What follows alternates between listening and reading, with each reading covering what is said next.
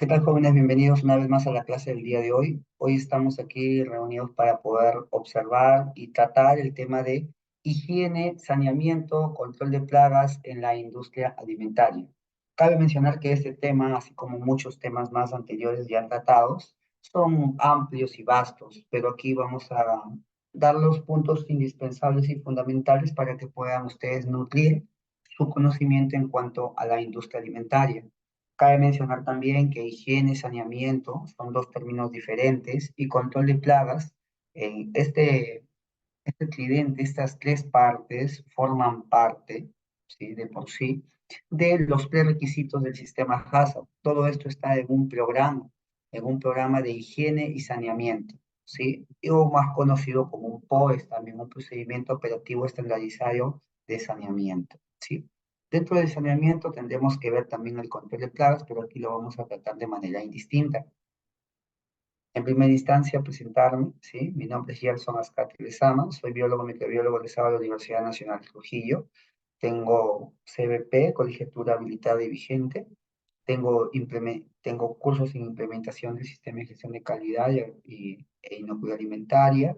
Tengo conocimiento en certificaciones orgánicas, también en sistema HACCP como implementador y como personal que mantiene el sistema a nivel de todos sus requisitos también. He trabajado en el área de auditoría, de asesoría, desarrollo de innovación de nuevos productos también, capacitaciones. Y actualmente me estoy dedicando, tenía una empresa propia y doy capacitaciones, audito e implemento sistemas de gestión de calidad. Entrando ya directamente al tema, nuevamente, hablar de higiene, saneamiento y control de plagas es un tema bastante amplio, como les dije, y vasto, pero cuando hablamos de manera indistinta o particular, higiene, higiene se refiere a todo aquel procedimiento que involucra tanto la limpieza como la desinfección. El saneamiento es un término bastante grande, lo vamos a detallar, solamente es un panorama general para que ustedes puedan tener nota, o tomar nota o tener en cuenta. Cuando hablamos de saneamiento es un tema un poco más amplio, no solamente habla de limpieza y desinfección, como en el caso de higiene, sino también habla de recursos hídricos, es decir, el tratamiento del agua, la disposición de residuos y el control de plagas. Realmente vendría a ser el manejo integrado de plagas, pero aquí nosotros, como un tema aparte, vamos a tratar también el control de plagas. Como les dije al inicio, todo este paquete, la higiene, el saneamiento, el control de plagas en la industria alimentaria, se engloba en un solo programa, que es el PHIS o PHS, el famoso y conocido por ustedes, es muy probable, Programa de Higiene y Saneamiento. La higiene, como les dije, parte con dos procesos o con dos etapas, que es la limpieza y la desinfección. La higiene es no solamente aplicado hacia sus fábricas, hacia sus empresas, sino también aplicado hacia el personal. ¿Por qué no decir también que este programa de higiene es también muy relacionado y guarda internamente coherencia con las buenas prácticas de manufactura? ¿Por qué? Porque tanto las BPM como el PHS, tanto las buenas prácticas de manufactura como el programa de higiene y saneamiento son prerequisitos, son los pilares sobre los cuales se va a sustentar el sistema HACCP. Entonces, el programa de higiene y saneamiento, que es lo que vamos a tratar el día de hoy realmente, vendría a ser uno de los dos prerequisitos del sistema HACCP, acompañado, claro está, por las buenas prácticas de manufactura tratadas la semana pasada. Definiciones. Y nosotros, como siempre, nos vamos a basar en el Código Alimentario. Siempre nosotros y ustedes en específico, cuando quieren capacitar a un personal o cuando ustedes quieren entender muy bien cuáles son los temas que se tratan, la manera en cómo ustedes van a capacitar, es basándose en normas, en legislaciones, en estamentos, ¿con la intención de qué? Con la intención de poder dar fundamento hacia las definiciones que ustedes están expresando o enunciando. En este caso yo he tomado las definiciones del Códex Alimentario, en el que nos habla de una limpieza, que es desinfección, y juntamos los dos términos para dar consigo el término higiene de alimentos, ¿sí? Cuando hablamos de limpieza, se refiere a eliminación física y, por qué no decirlo, visual, ¿sí? Al ojo humano, obviamente, eliminación de tierra, residuos de alimentos, suciedad, grasa u otras materias objetables, observables, claro está.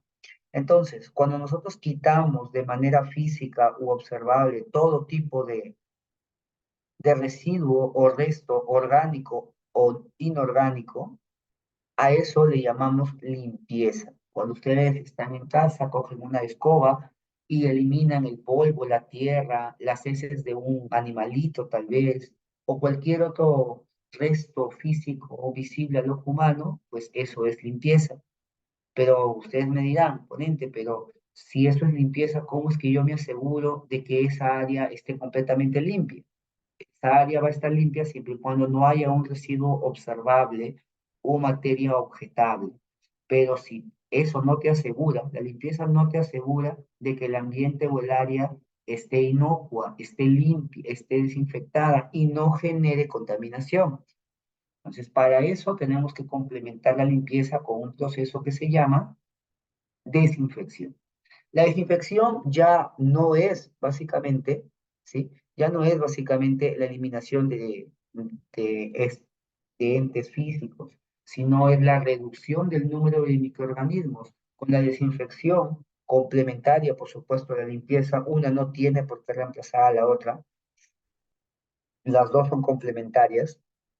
La desinfección es la reducción del número de microorganismos presentes en el medio ambiente o en una superficie. Aquí nosotros vamos a utilizar dos tipos de agentes, un agente químico y un proceso o un método físico. Un agente químico, o el más conocido, el hipoclorito de sodio o la lejía, o también podemos utilizar el ácido cítrico, o también podemos utilizar cualquier otro tipo de desinfectante conocido y que obviamente esté aprobado bajo la FDA. Y también aquí menciono que la desinfección está dada por métodos físicos. Ustedes se preguntarán, ¿qué tipo de métodos físicos recomiendo? Pues la esterilización, la radiación UV. Cuando está en un laboratorio interno, muchas veces te lleva a analizar productos de materia prima, al laboratorio de microbiología o de fisicoquímica, se lleva a analizar o a inspeccionar o a evaluar materia intermedia, producto intermedio, producto terminado, para poder ver cuál es el índice de contaminación y poder dar un primer vistazo de cuánta carga está teniendo el producto en proceso. Entonces, para esas áreas en donde hay bastante carga o al menos hay una tentativa de contaminación, se utilizan las radiaciones UV solamente al área, generalmente, obviamente, generalmente se da solamente al área de siembra. ¿Por qué? Porque la radiación UV de una u otra manera, aparte de ser costosa, también genera problemas a la salud. La desinfección está a un nivel o debe ser a un nivel que no comprometa la inocuidad o la aptitud del alimento. Si por algún motivo ustedes utilizan lejía o ácido cítrico o ácido peracético para la desinfección de un producto, tienen que entender que todo producto químico va acompañado de su hoja de seguridad, de su MSDS, de su ficha técnica y de la dosificación recomendada.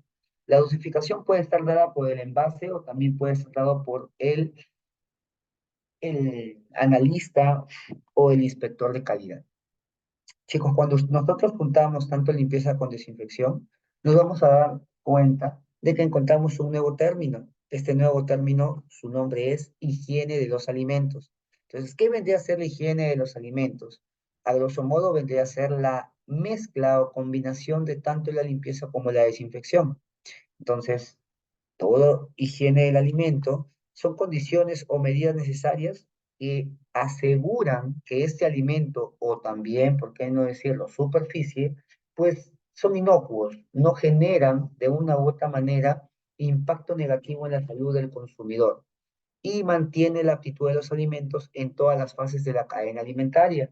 Fases de la cadena alimentaria hay muchas, por ejemplo, la recepción de materia prima, el campo, la sala de proceso, la sala de empaque, los PCCs, el área de desinfección, el área de despacho. Hay bastantes etapas o fases de la cadena alimentaria. En base a esas fases de la cadena alimentaria es que nos vamos a basar para poder limpiar y desinfectar y a su vez tener una correcta higiene de los alimentos. ¿Sí? Yo recuerdo mucho, parte de mi experiencia, las capacitaciones que he dicto son en base a la experiencia que he tenido. Recuerdo mucho en el año 2017 cuando se estaba procesando en una empresa X, que por respeto no voy a mencionar el nombre, por obvias razones, pero recuerdo que esa empresa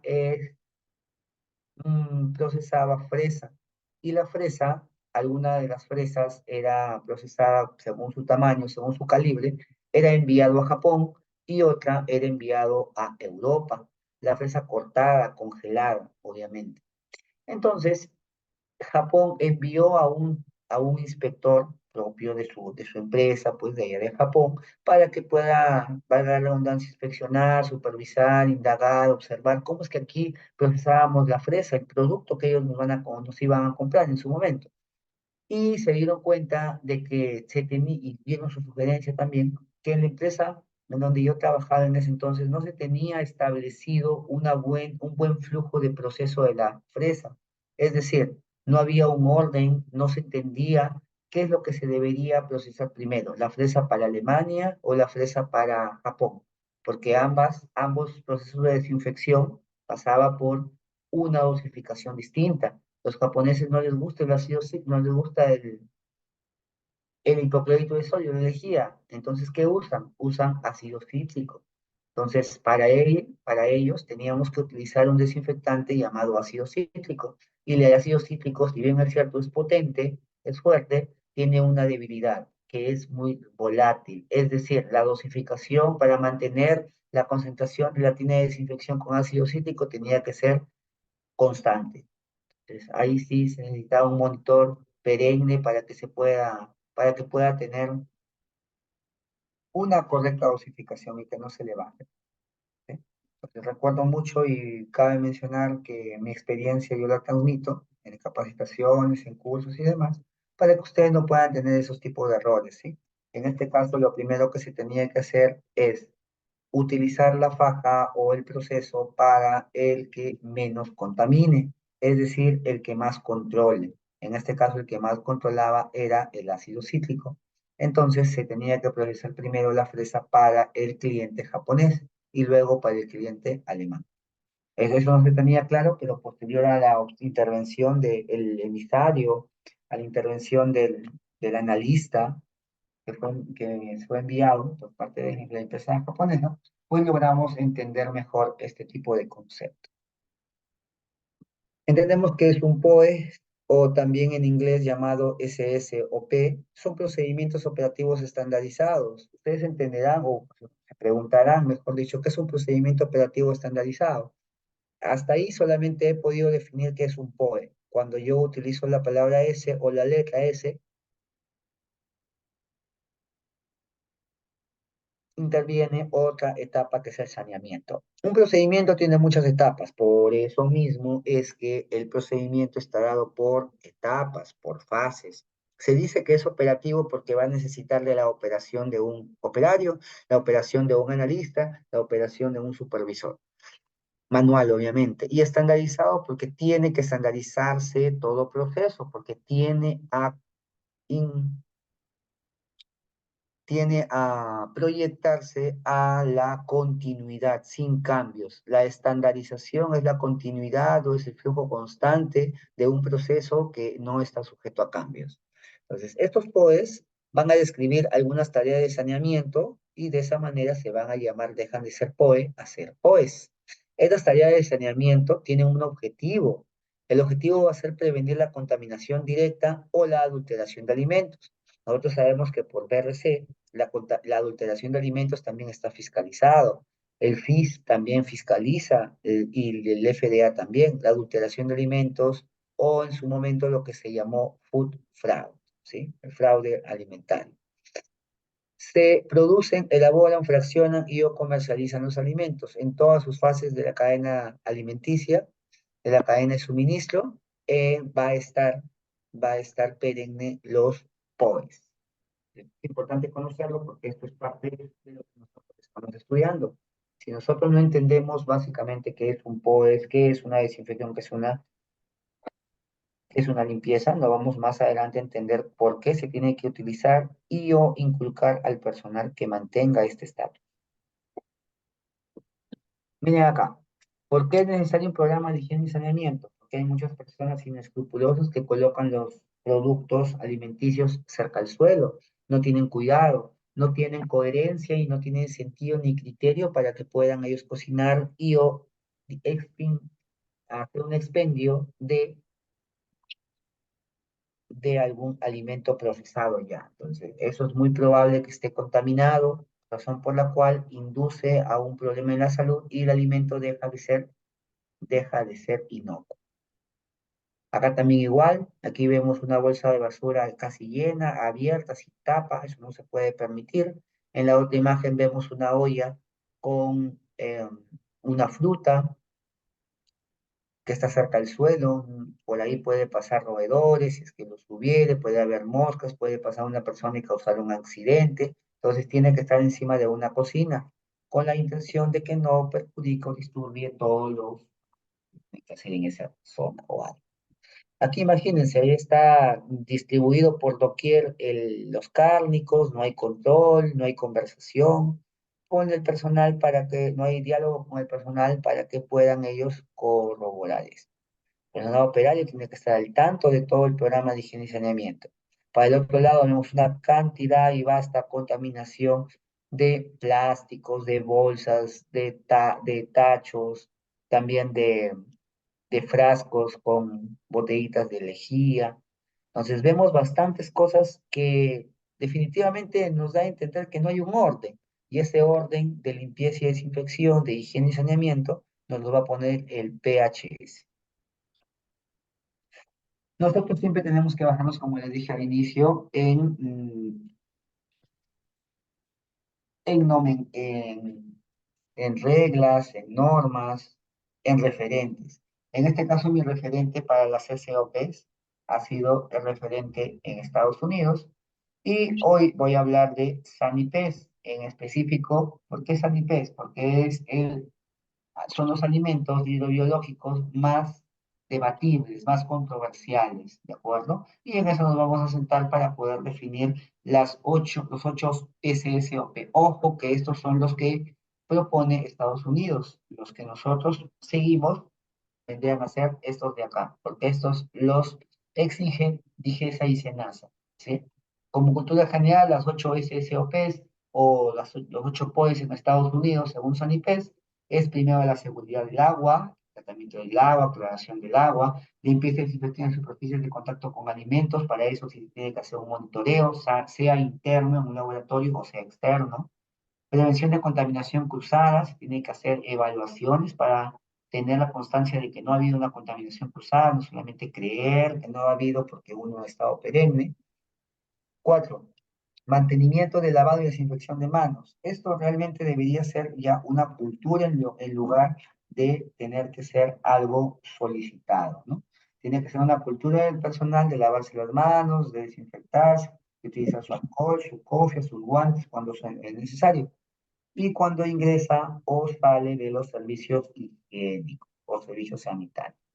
5. La protección de los alimentos adulterantes o el famoso food fraud, rotulación, almacenamiento y uso de sustancias tóxicas de forma adecuada, control de condiciones de salud de los empleados. Esto es bueno, conocer quién se está medicando, por ejemplo, quién necesita un azúcar porque es diabético, quién necesita tal vez una proteína o quién necesita alguna cápsula, alguna pastilla, obviamente medicada o solicitada o recetada por un médico, y que nunca puede ingresar a la sala de proceso si no se queda en garita a modo de custodia. Y cuando el personal necesita consumir su pastilla medicada, obviamente, solicitada por el médico, va a garita y consume sin la necesidad de comprometer la pastillita, el químico, el insumo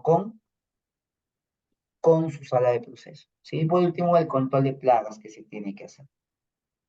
Entonces, esto es lo que solicita las 8 SSOPs en Estados Unidos y los cuales se rige SANIPES. Pero los que normalmente nosotros nos vamos a chocar son 6 SSOPs o 6 POEs exigidos comúnmente por DIGESA y SENASA.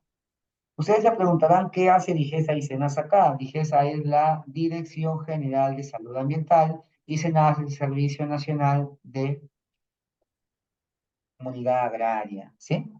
Entonces, la intención el objetivo, mejor dicho, de DIGESA es amparar las certificaciones, validaciones, cuidado y tratamiento de todo tipo de alimento que ha sido modificado. No modificado genéticamente, sino ha tenido que ser trozado, ha tenido que ser cortado, descongelado, deshidratado, escaldado, pero cuando no, el producto, la materia prima no ha sido más que inspeccionada, no ha sido procesada, entonces quien se encarga de fiscalizar todos los permisos va a ser SENASA. Pero ambos coinciden en que necesitan haber 6 POEs estables, sin duda a cambio. Primero se controla en limpieza y desinfección, ahí les vamos a hablar de las áreas, máquinas, equipos y otros. Tenemos que hablar en segundo lugar del control de higiene y saneamiento, hoy para higiene y personal y salud del personal, que es mediante un registro. El control de plagas, y lo vamos a estudiar como un manejo integrado de plagas.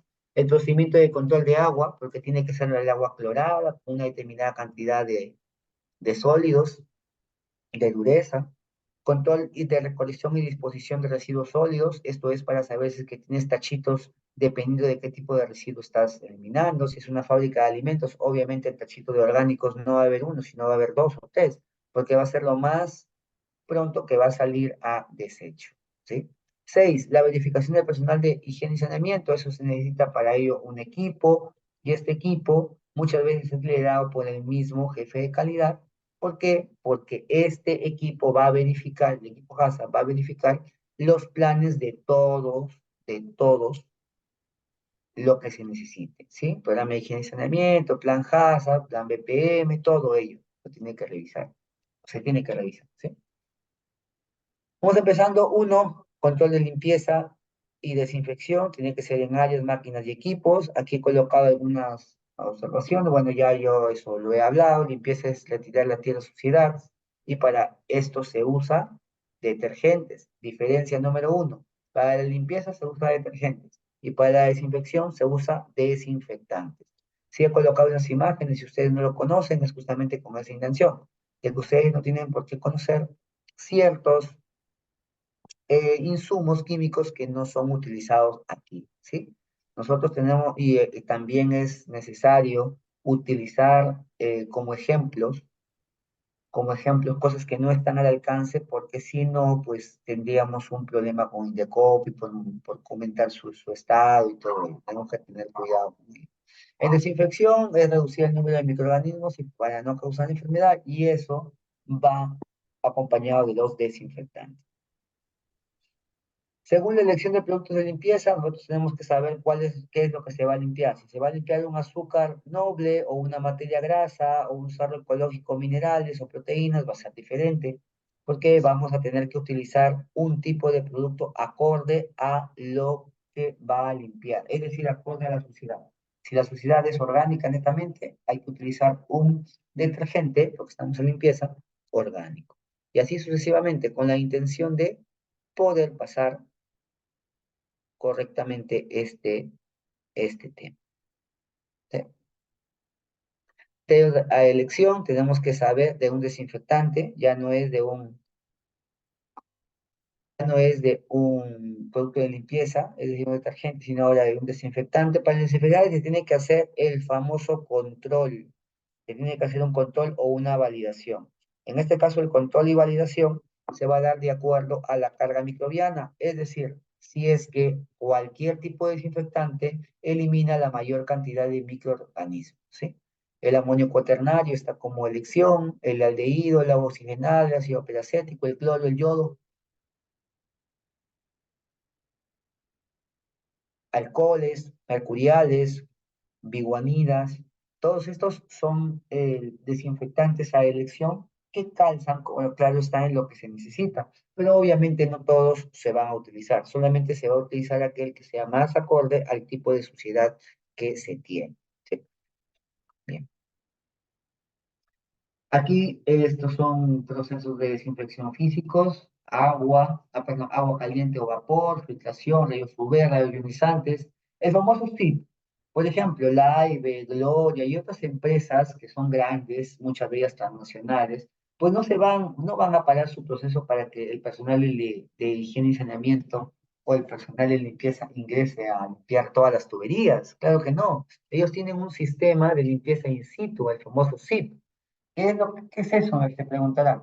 Es todo un sistema de tuberías en donde solamente el operario tiene que encargarse de manipular una tabla digital, aportarle, aportarle desinfectante, aportarle detergente de un tipo específico porque sabemos que no todo eso va a depender, ¿sí? Que no todos los desinfectantes, no todos los detergentes son útiles, depende del residuo que se tiene que eliminar.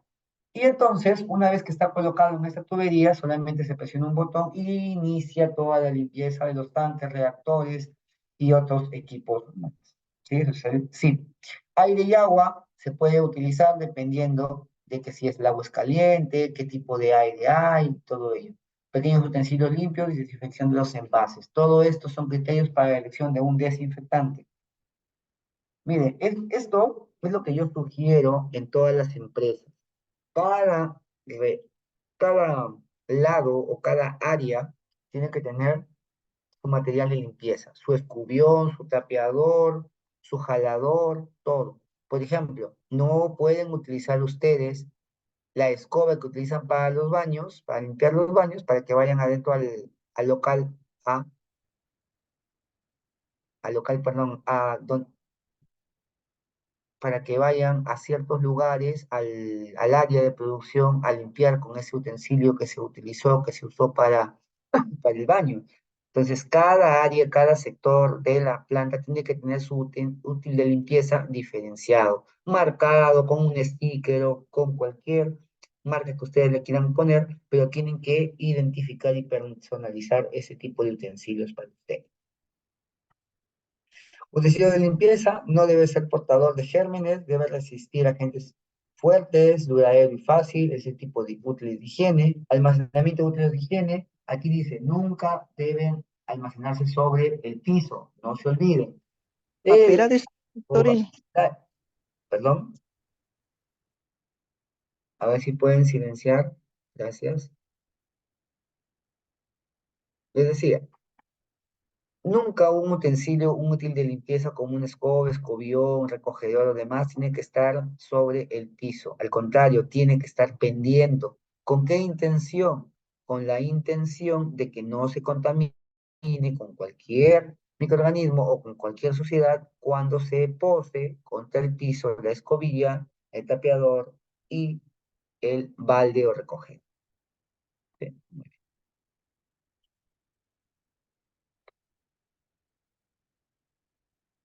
Se tiene que utilizar productos de higiene, todo esto es aprobado por la FDA, no hay que olvidar su autorización sanitaria, tiene que revisar las etiquetas, la ficha técnica y hoja de seguridad según aplique, el equipo y vestimentas especiales para el personal, porque definitivamente no se puede, mejor dicho, muchos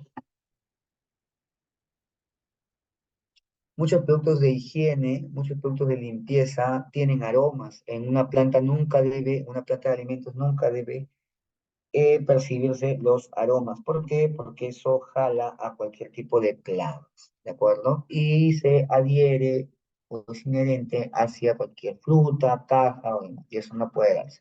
Además que se puede utilizar instrumentos y accesorios para medir dosis, sí, claro que está, claro que sí, tazas medidoras, jarras medidoras, con la intención de que se pueda lograr el objetivo que es de limpiar correctamente. Tiene que tener una frecuencia de limpieza y desinfección. No se puede simplemente llegar un día y ver si limpio o no limpio. Tiene que tener una frecuencia. En este caso va a depender. Hay frecuencias diarias, semanales, mensuales, semestrales o programadas. Esto va acorde con cada empresa. Yo lo he colocado porque eso es lo que yo he vivido todo el tiempo que he estado en una empresa trabajando. En este caso, diariamente se sugería que se laven los utensilios de limpieza, que se laven los pisos, los servicios higiénicos, semanalmente que se limpien las paredes, semanalmente que los equipos también se aseen, mensualmente que se limpien las ventanas, obviamente las ventanas están con unas mallas con la intención de que no ingrese ningún tipo de insecto o aves, Y programa semestralmente, me faltaba ese, los techos, los tanques de agua, para ver si realmente están correctamente funcionando. ¿Sí? Y programada vehículos de transporte, muchas veces la zona de área y descarga, y otras zonas que generalmente no tienen el riesgo de contaminarse, pero como monitoreo está bien. Pasamos al segundo POES. El segundo POES es el control de salud e higiene del personal. Aquí yo diría que más que una obligación de parte del empleador con el empleado, es necesario impartir una política de calidad, una política de limpieza. Y eso nos va a ayudar bastante a que podamos entablar una buena comunicación con nuestros operarios. Control de salud. Cuando hablamos de control de salud es que tenemos que controlar enfermedades transmitidas por alimentos como salmonelosis, shigellosis. El control de higiene y comportamiento del personal tiene que estar dentro obviamente. Y facilidades para el lavado de manos, eso es como control de salud también. El control de las visitas, no cualquier visita puede ingresar. ¿Por qué? Porque aún está, no cualquier visita puede ingresar a la planta porque aún está bajo un proceso infeccioso y puede generar o inducir contaminación al resto. Más malestar y no puede trabajar a su 100%. Mira acá, esto es un dato. En la piel, ¿cuánta contaminación hay? 10 al cuadrado, es decir, 100 hasta 10 a la 5 gérmenes viables. 10 a la 5, estamos hablando de 100.000, desde los 1000 hasta los 100.000 gérmenes viables por centímetro cúbico. También tenemos a los gérmenes viables de 10 a la 6 en tu cuero cabelludo, en la saliva también hay microorganismos, en los orificios de la nariz, en los intestinos delgado y grueso también hay microorganismos con mayor concentración, por supuesto. Esta higiene del manipulador es básicamente indispensable, si bien es cierto, el operario debe lavarse las manos cada vez que salga al baño, cada vez que salga a consumir algo, a recoger en todo caso. Entonces, si es que eso ocurre, tiene que, antes de ingresar a la planta o a la sala de proceso, tienes que lavarte las manos correctamente, correctamente. Las manos estarán libres de anillos y adornos, no se puede tener. Uñas cortas, limpias y sin esmalte, por favor, si quieren participar activamente en la.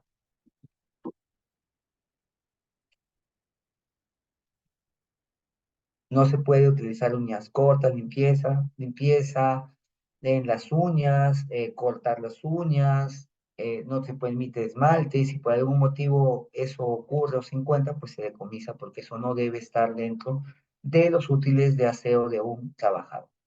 No utilizar durante las labores perfumes, maquillajes o cremas, ya les dije, porque se puede adherir a cualquier tipo de caja contaminante o o puede generar inclusive a un régimen aún un poco obsoleto, ¿sí? Un poco obsoleto dependiendo de cómo es que se integre la política de calidad. Tenemos que tener cuidado con eso porque muchas personas tienen oídos sordos a ello. Tenemos que educarlos. Tienen que tomar un baño diario, cabello corto, ¿de acuerdo? Conducta del manipulador. Este señor, el manipulador operario, tiene que decir a todo no. No manipular alimentos, no comer, no mascar chicles, no fumar, no escupir y no realizar simultáneamente labores de limpieza y manipulación. ¿Sí? Este es el vestimento del manipulador. Según Digesa, no me dice color blanco. Yo he elegido el color blanco para que se vea más vistoso, pero lo que sí dice son colores blancos, ¿sí? Colores tenues. Eso sí dice que cualquier tipo de material, perdón, no de material, sino cualquier tipo de tela o color en los operarios tiene que ser de un color bajo, ¿sí? Bajo, para poder observar si es que realmente se ha lavado o no se ha lavado, por ejemplo. Se tiene que dar una chaqueta o mandil, un gorro que cubra completamente el pelo, un calzado cerrado, en este caso. Todo eso tiene que cumplir el manipulador. Y la vestimenta deberá entregarse en buen estado de conservación e higiene. Mano de obra de operarios, todos tienen que usar gorro, tapaboca, barbijo, mascarilla. Se debe usar uniforme completo y limpio, no hay que olvidar eso. ¿Sí? El uniforme completo y limpio. Durante el proceso no se debe bueno, no se debe comer chicle. Durante el proceso no se debe comer chicle, mascar un chocolate, o les dijo en su momento que se podía fumar o tomar, eso está prohibido, vamos a hacer el proceso. Las uñas deben estar limpias y cortas, ¿sí? Ahí vamos bien. Mire acá, esto es una importancia del lavado de manos. ¿Por qué? Porque aquí nos damos cuenta literalmente cómo es que se contaminan nuestras manos a raíz de muchos días. Por ejemplo, perdón, ni siquiera muchos días, sino muchas horas. A las 8 de la mañana ingreso sin lavarme las manos al colegio, a la sala de proceso. A las 11 ya me voy al baño, pero te demoras, ¿sí? Te demoras bastante, si vas al baño, no te lavas bien la cara, no te lavas bien las manos, y nuevamente estás aumentando tu carga microbiana, que cuando toques a cualquier persona, pues le transmitirás esta carga microbiana. Entonces hay que tener cuidado sobre eso. Miren, importancia del lavado de manos, ¿sí? El lavado de manos es importante debido a que si no te lavas las manos, ojo, solamente lavado, si no te lavas las manos, entonces trae como consecuencia lo siguiente, que cuando colocamos la yema de los dedos en un agar propio para el crecimiento microbiano, que es el agar-agar o el agar nutritivo, pues vemos después de la incubación que donde se posaban los dedos de una persona, de un manipulador, pues ha crecido una carga microbiana, ¿no? En este caso vendría a ser un hongo. Nos damos cuenta que es necesario nosotros lavarnos las manos y por último, lavarnos con jabón y todo ello. ¿Por qué? Porque eso va a ayudar, como ven la última imagen, a que no exista algún residual o algún residual o algún resto de suciedad. ¿Sí? Muy bien. También el lavado de guantes, porque muchas personas se lavan las manos con los guantes en la mano opuesta. Entonces, el mismo mensaje. Se tiene que tener un lavado correcto, tanto de guantes como de mensaje, perdón, tanto de guantes como de manos. Aquí nosotros vemos cómo es que se debe lavar las manos. Primero se debe humedecer la mano, luego se tiene que coger el jabón, luego se tiene que enjuagar correctamente y al final el alcohol, ¿sí? El alcohol. Aquí la OMS, esto nos aportó a la OMS, eso lo tenía ya la OMS, pero nos aportó más por la pandemia que tuvimos de COVID. Pues aquí nos detalla la OMS punto a punto, etapa a etapa, cuáles son las maneras o las formas de poder lavarse las manos, ¿sí? Los modos de poder lavarse las manos. El lavado de manos, ¿sí? El lavado de manos se comienza en un turno, después se manipular alimentos crudos, luego de usar el baño, luego de comer, beber, cambiarse los guantes, todo ello amerita un cambio de guantes o en su momento el lavado de manos. No se debe comer, fumar, mascar chicle, tener alhajas u objetos, porque eso puede generar un impacto negativo en el producto intermedio o el producto en su momento terminado. ¿Sí? No se puede fumar, ni comer, ni mascar chicle, ni tampoco tener alhajas u objetos.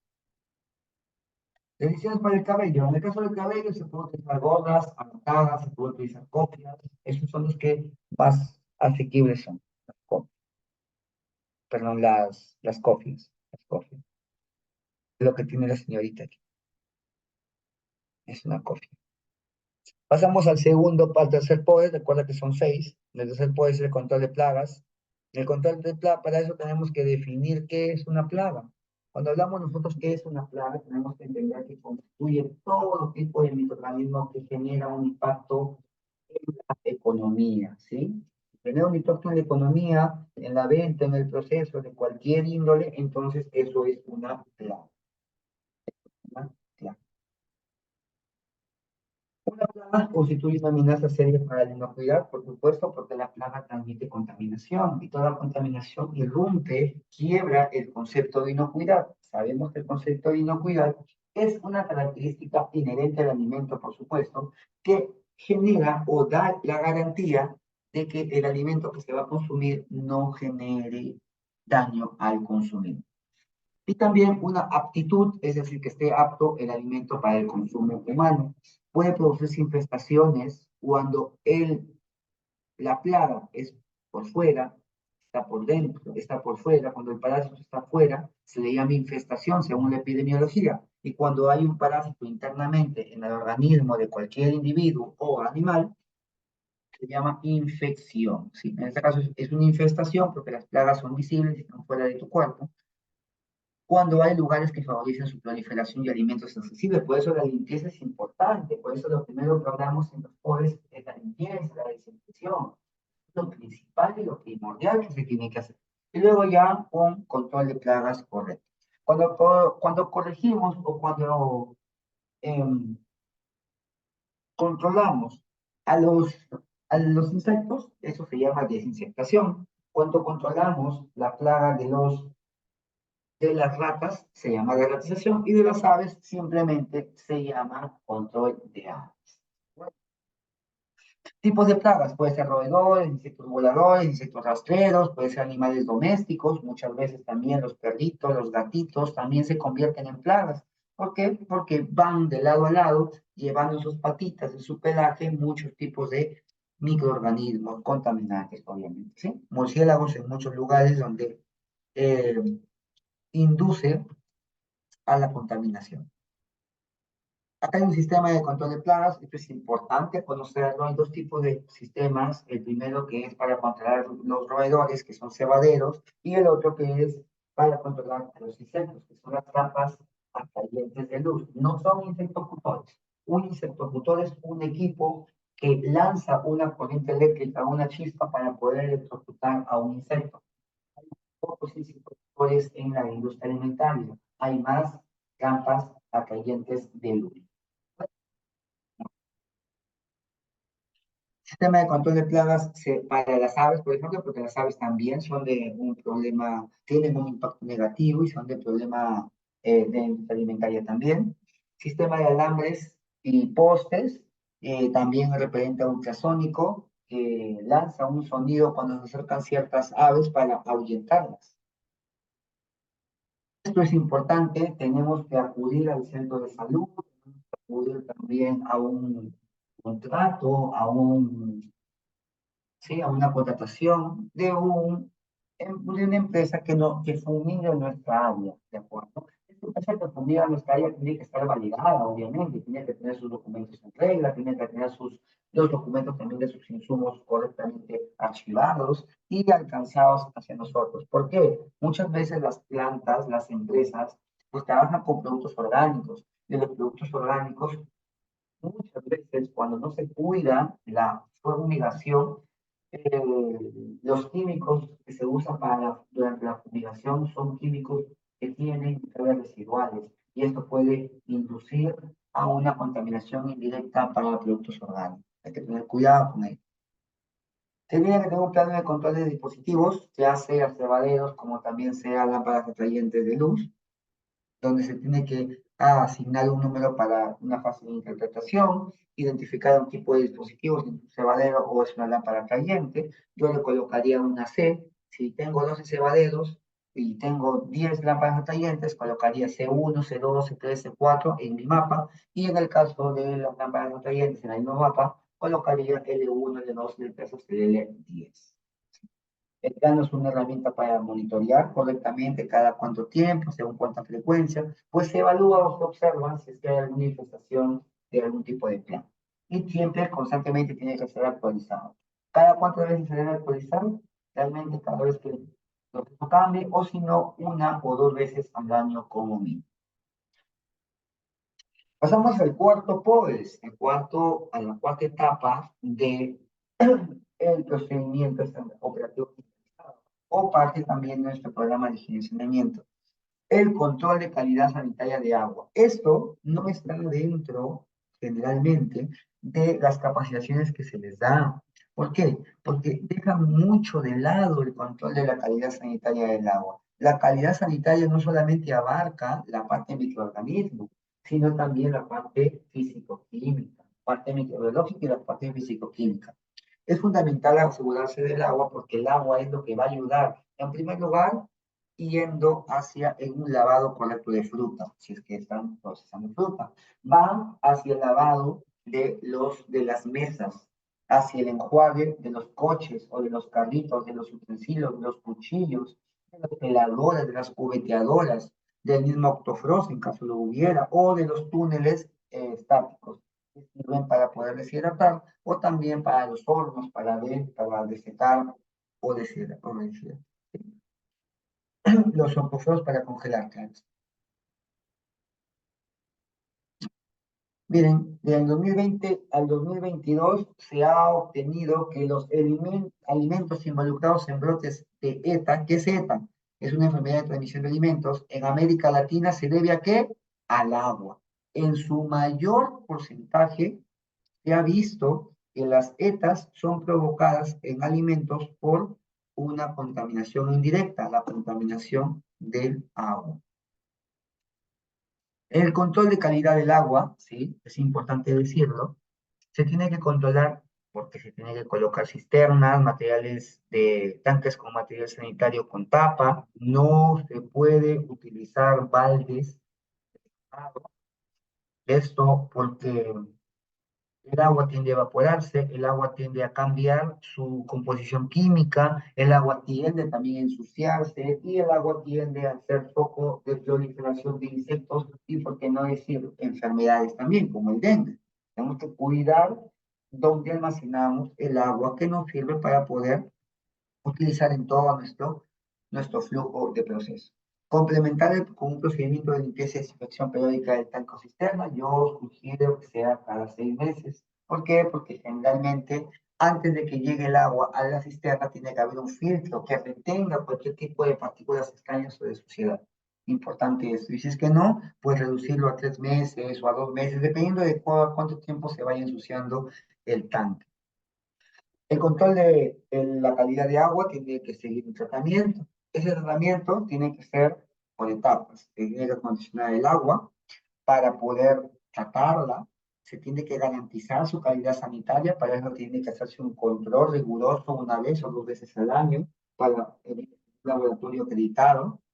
Garantizar su calidad sanitaria con este laboratorio acreditado depende de las características físico-químicas y microbiológicas.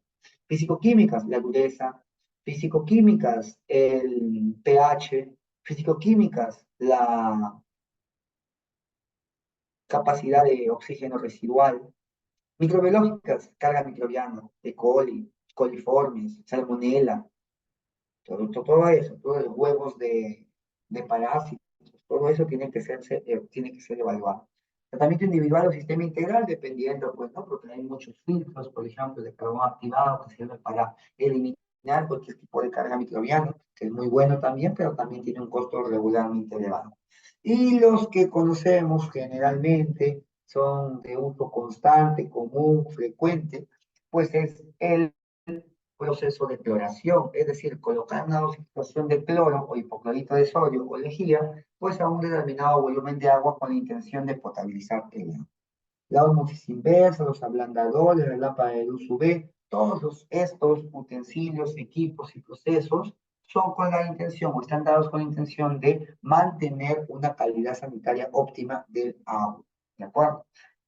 Cuidar de sus características físico-químicas y también de sus características microbiológicas. Acá tenemos test colorimétricos, muchas veces ya no se, bueno, en la actualidad ya no se usan, pero hay plantas que sí son aún devotas de esto, ¿sí? Muchas veces utilizan su kit de análisis de cloro, con su cloro 1, cloro 2, cloro 3, cloro 4, con su pH, con su cinta testeadora, ahora utilizan potenciómetros, pero hay personas y muchas empresas que he visitado que aún mantienen su colorimetría, ¿sí? Obedecen a su colorimetría. Por un tema básicamente de costos, ¿sí? Porque no es mucho sesgo. Si bien es cierto, ya nos está dando un determinado sesgo este tipo de testeadores, a muchas veces también nos ayuda a poder salvar el día de una manera rápida. Control de calidad de agua mediante la creación. Eso es un proceso de desinfección muy conocido, muy utilizado. ENOSA, también Sedalip, utilizan constantemente estos procesos con la intención de poder potabilizar el agua y que sea de consumo humano. Es económico, fácil de utilizar, se utiliza clorito de sodio, clorito de calcio, gas y cloro, el gas cloro. El cloro es un gas en realidad a baja presión, elimina toda la carga microbiana por deshidratación u oxidación y con ello mueren los microorganismos. La materia inorgánica inactiva el cloro y la dureza no afecta. ¿Qué es la dureza? La dureza es la concentración de carbonatos y de sales que tiene o presenta el agua y no tiene nada que ver con el cloro. Cinco, ya vamos a acabar porque solamente Profesor, nos... una consulta, No, una consulta. ¿Puedo hacerle una consulta? claro, claro, dígame. ¿Qué diferencia hay entre el agua ozonizada, que me dijeron que es mala, que causa problemas gástricos, y el agua ahora que viene un agua alcalina, que es mucho mejor? ¿Hay alguna diferencia? Ya.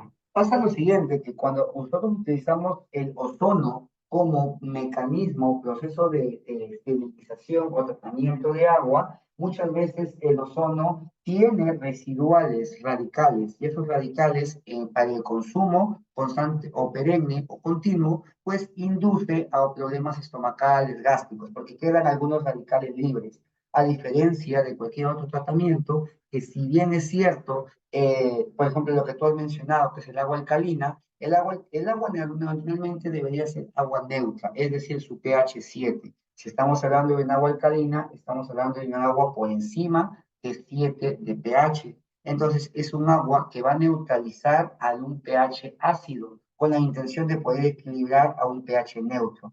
Entonces, si bien es cierto, es bueno el agua alcalina, vamos a ver en qué casos es bueno. Si tienes una elevada cantidad de acidez en ciertas zonas, en ciertas áreas, que tú, cuando tú lo consumes, es tu pregunta, o también cuando tú utilizas el agua alcalina para desinfección de áreas, pues tenemos que evaluar qué tan ácido o qué tan alcalino es el área que tú vas a limpiar o lavar. Porque si es que no vas a llegar a una neutralidad, entonces vas en su al final vas a provocar la formación de sarro, eso sí se ha dado. Cuando no se neutraliza, eso sí he visto, cuando no se neutraliza una reacción química, se forman sales, se forma sarro, y esa es la consecuencia de utilizar aguas maltratadas. ¿Sí?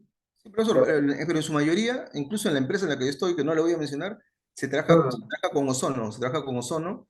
Bueno, y sí han habido pequeños problemas, pero igual yo creo que el 60 o 70% es un es agua ozonizada, en su mayoría, agua de mesa yo ozonizada. recomendaría un poquito más de apoyo económico ahí y utilizar ablandadores, por ejemplo, o aquí he utilizado acá está acá, lámparas de luz UV, por ejemplo, o filtro de carbón activado. Eso sería muy bueno también, ¿por qué? Porque es todo un kit, todo un paquete de tratamiento de aguas residuales, por ejemplo. Si en las aguas residuales puede surtir efecto en las aguas menos tratadas, pues mejor aún, ¿no? Pero claro, es una inversión un poquito mayor y que sí nos dan buenos resultados. Sí, tiene varias etapas de tratamiento, químico y microbiológico también. Ok, Pero profesor, muy agradecido. Voy a insistir en lo que usted ha dicho de habladores y la luz UV. Voy a insistir ahora. Muy correcto. Ahí va agradecido. por Muchas un gracias. lado. Los ablandadores no me controlan. La luz UV me controla la parte microbiológica y los ablandadores me controlan la parte físico-química, que son sales, retenciones de metales pesados, retenciones de tal vez de algún polvo o de algún metal residual. ¿Sí? Pero, o sea, eso es un sistema completo que sí me garantiza un buen control del agua. Listo, profesor, muy agradecido. Muchas gracias. No, no hay problema. Cinco. El siguiente proceso, etapa para poder lograr un buen programa de higiene y saneamiento, es el control y recolección y disposición de residuos sólidos. Cuando hablamos de disposición de residuos sólidos, tenemos que entender que nosotros como industria alimentaria no nos podemos ajustar. La idea sería muy buena, ajustarnos ante una ISO, ante la ISO 45000, ante la ISO 14000, o en este caso 14000, que es todo lo que tiene que ver con ambiente, pero muchas veces no podemos ajustarnos porque es un sistema, no tenemos un sistema integrado de gestión. Entonces tenemos que ajustarnos al menos a una buena distribución de tipos de residuos que tenemos en planta. ¿Qué nos dice nuestro criterio? Nuestro criterio nos dice, si nuestra planta produce frutas, vamos a tener una gran cantidad de residuos orgánicos.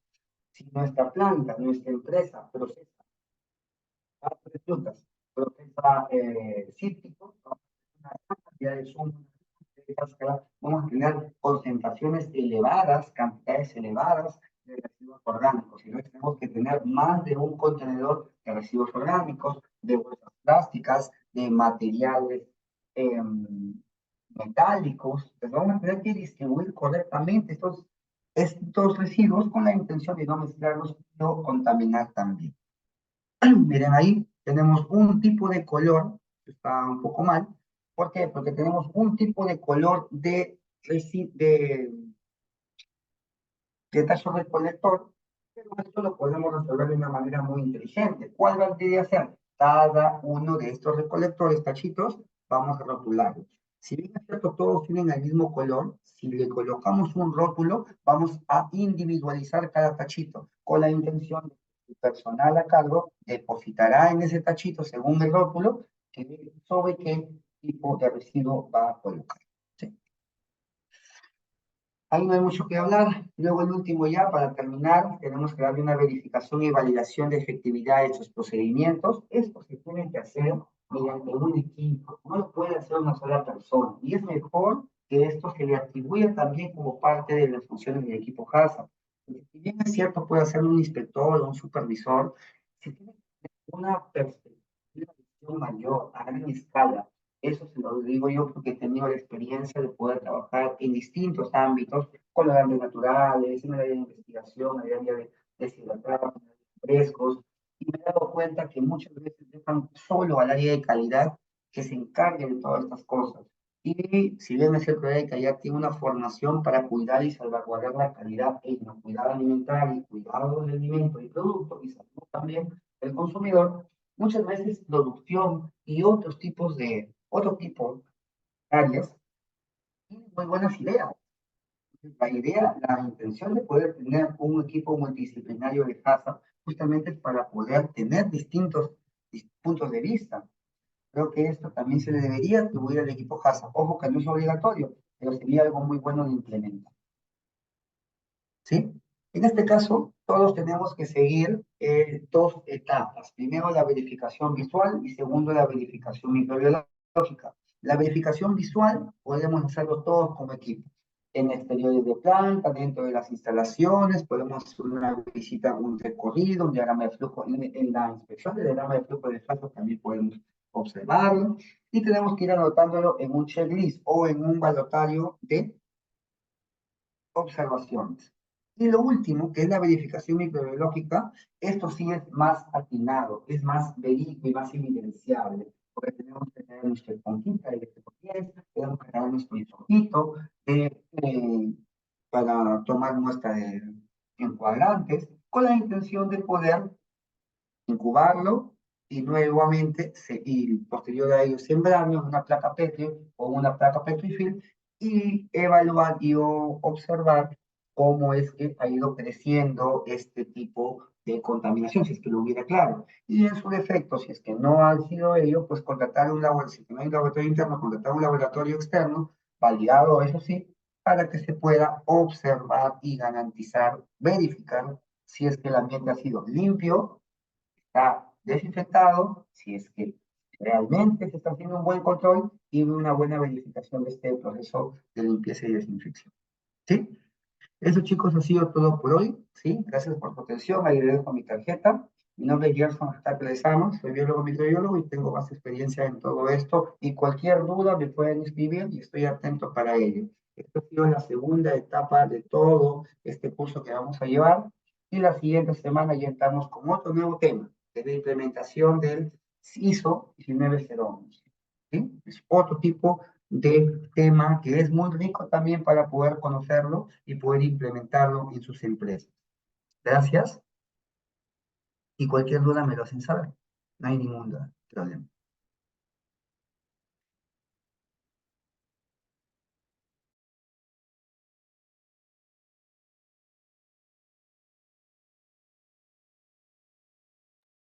Sí, así es, Miguel. Finalizando esto, yo estoy enviando a la dirección, a la promotoría, estoy enviando los PPTs y la grabación está colgada en los siguientes días, tengo entendido, porque como ves, acá todo está siendo grabado.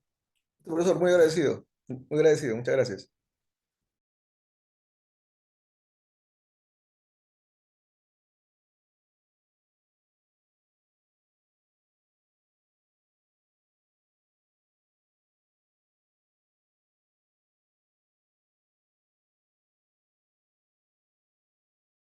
Profesor, ya que nadie pregunta, ¿qué me recomienda para mejorar el proceso en general del agua, para quitarle la acidez? Me habló de que use ablandadores y que use la luz UV, ¿no?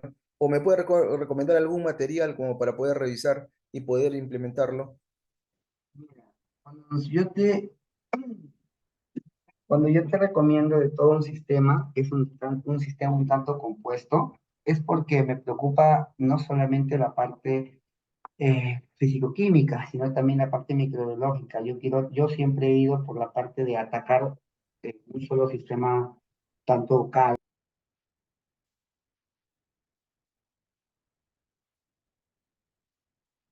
Su micro está apagado, profesor. Disculpa, estaba hablando solo. Te Sí. decía que cuando yo recomiendo estos dos tipos, tanto la luz UV como los ablandadores, que es todo un sistema un tanto complejo y caro, es para poder atacar a las dos partes, tanto la parte físico-química con los ablandadores, como también para la parte microbiológica como el UV.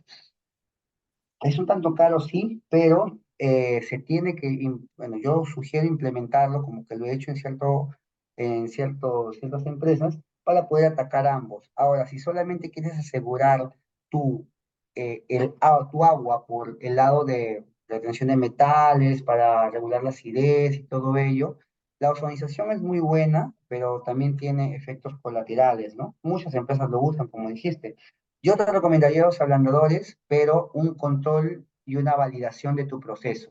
Si tú estás teniendo un agua que ingresa a tu planta y demasiado ácida, tendrías tú que neutralizarla. El ablandador es algo muy bueno. Pero si tú tienes un agua demasiado alcalina, es probable que con las sales que hay en el ablandador no surta un buen efecto. Necesitas de otro tipo de proceso. Tú tienes que validar tu proceso para saber con cuánto pH, ese es el secreto en todo tipo de tratamiento de aguas, con cuánto pH y con cuánta carga está llegando el agua a tu empresa. Si tú no tienes regulado todavía eso, entonces vamos a tener un problema allí. ¿Por qué? Porque no tienes el estatus inicial de cómo llega tu agua. Cuando llega tu agua, yo te recomiendo el agua que está llegando a tu empresa, evalúes tu pH, tu dureza, tus, hay una, ya, tu DPQO y el,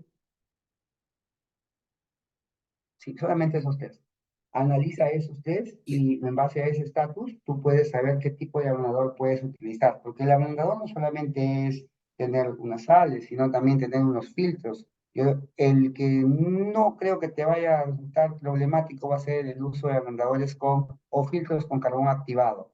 El carbón activado te va a ayudar si es que es un filtro o si es un agua, perdón, alcalina, y si es muy ácida, te va a ayudar los ablandadores con carbonatos, con silicatos y demás. profesor, ¿te puede, tiene algún material que me pueda recomendar? O sea, yo lo busco ya, algún material o algo que me indique un proceso correcto, ¿no? A ver, tendría que buscarlo en mi laptop, a ver. Sí. Si tiene material, ideal, ¿no? Si no, si no me dice dónde buscarlo, yo lo consigo. Porque sí es necesario. Tengo, o sea, así como yo, muchos amigos que producen agua y tienen problemas con la acidez. Y ahorita la mayoría de empresas así compran el agua y solo se dice agua de mesa ozonizada y listo, y lo compran nada más. No controlan el pH, no controlan nada, solo ven el precio. Ven el cuánto les cuesta reponer el agua, por ejemplo, ¿no? Algunos están en Sí, 15 eso es soles. un tema de costo-beneficio nada Así es como más. está. Ahorita hay algunas que llegan hasta 11 soles yo sí hice una prueba de acidez, vuelan demasiado, demasiado. O sea, el punto de acidez es muy alto. En la misma en la que yo trabajo, está muy alto el punto de acidez. Ahora hay una marca que sí ha salido y le ha puesto pH en su etiqueta, todavía se asegura, ¿no? Ha puesto pH Claro. alcalino, y con eso sí está reventando el mercado. Por eso es que incluso se ha sacado en diferentes presentaciones, chiquitas, grandes, de un litro, y diferentes presentaciones. Por eso es que quiero mejorar el proceso. Si tuviera no sé, un link o algo, me pongo a estudiar eso. Ya, mira, hay un libro que nosotros, bueno, yo soy más amante de los libros, y lo he encontrado, no lo he buscado en internet, pero sí, digamos, he podido agenciarme de libros cuando he llevado el diplomado que he llevado. Y sí, me he especializado en tratamiento de aguas residuales, porque cuando yo trabajaba en Cajamarca, el agua que llegaba era un agua bastante cargada, un agua bastante, no residual, pero sí cargada, con bastante tierra. ¿Por qué? Porque viene de los desfalcos de las lagunas y todo ello. Hay un libro que su nombre es Tratamiento de Aguas Residuales y su autor es Ramalho. Disculpe, ¿cómo se llama? Ramalho. Sí, Ramalho. sí, Ramalho. Ramalho. Ramalho. Tratamiento de Ramalho, sí, parcial, ¿no? exacto. Tratamiento de aguas residuales de Ramalho. Ahí me habla tanto de aguas residuales industriales, aguas residuales domésticas y aguas residuales, no, de ambos, ambos. Aguas residuales domésticas y aguas residuales industriales. Incluso, profesor, no sé si usted ha visto, me estoy saliendo del tema, pero no sé si usted ha visto una marca de chocolates conocida que le salen lombrices y es conocida, le sale corazoncitos. A ver si la conoce. Sí, sí, Ya, sí. esa marca trabaja con agua, pero de pozo, agua de lombrifiltro. ¡Aso! Es de lombrices. El agua la purifica las lombrices. Hay un lombrifiltro. Y después de ahí utilizan el agua.